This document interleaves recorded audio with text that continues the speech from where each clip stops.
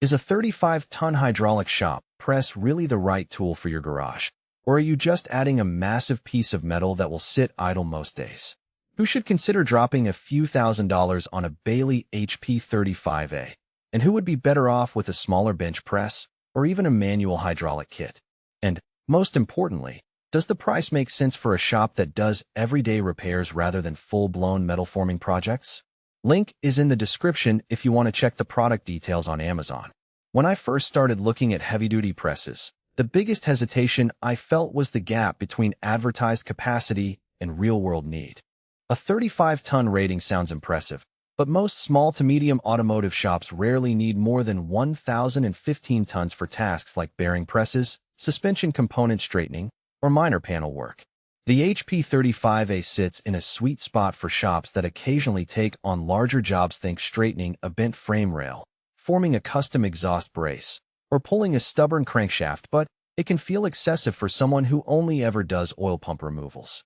That's why the first thing I checked was how the press actually behaves once it's on the floor, because a massive rating means nothing if the machine is a nightmare to set up or operates with jerky pressure spikes. The press comes with a heavy-duty frame that's bolted together with thick steel gussets. In practice, that means when you walk up to the HP35A, the unit doesn't wobble at all even when you're applying the full 35 tons. I've seen cheaper presses tip or vibrate under load, which forces you to slow down or adjust the workpiece constantly. The solid construction here gives you confidence to press a rear-end housing or a steering knuckle without worrying that the base will shift and mess up tolerances. That stability translates directly into fewer mistakes, and for a shop that charges hourly labor, that's real money saved. Hydraulic consistency is another practical strength.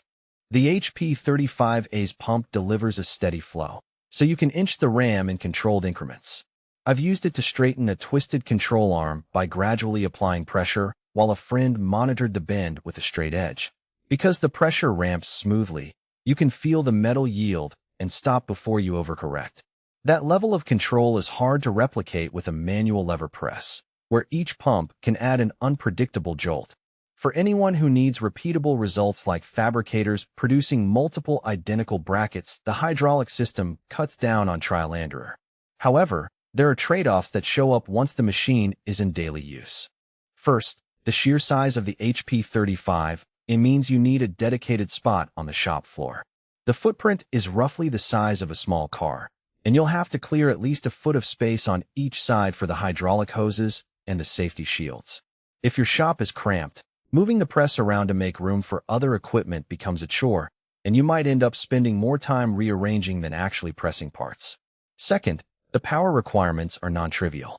The unit needs a 120-volt, 15-amp outlet, and the pump can draw a noticeable amount of electricity when you're running at full pressure. Shops that are already on the edge of their electrical capacity may need to upgrade their circuit, which adds hidden cost. Another practical consideration is the learning curve.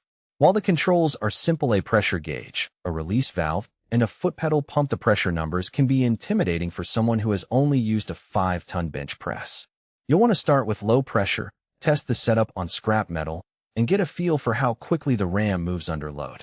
The HP35, it doesn't come with a built-in safety interlock, so you have to be disciplined about keeping hands clear and using proper shielding. For a seasoned mechanic, that's second nature. For a hobbyist who's new to hydraulic presses, it could be a stumbling block. So who should walk away from this purchase? If you run a shop that regularly handles chassis work, heavy-duty brake jobs, or custom fabrication where you need to bend or form steel in the 20 to 30-ton range, the HP35A is a solid investment. Its frame stability and smooth hydraulic action will pay off in reduced rework and faster cycle times.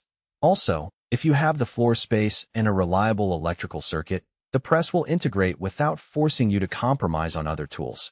On the flip side, if your daily workload revolves around routine maintenance, oil changes, brake replacements, and occasional bearing presses, a 5-ton or 10-ton bench press will cover you comfortably and cost a fraction of the price. Hobbyists who only need to press small bushings or make occasional repairs will find the HP35A overkill, both in size and in price. Value for money comes down to how much you actually use the extra capacity. The HP35A is priced in the mid-four-figure range, which aligns with its 35-ton rating and heavy-duty build. When you factor in the durability of the frame, meaning you likely won't need to replace the press for many years, and the productivity boost from consistent hydraulic pressure,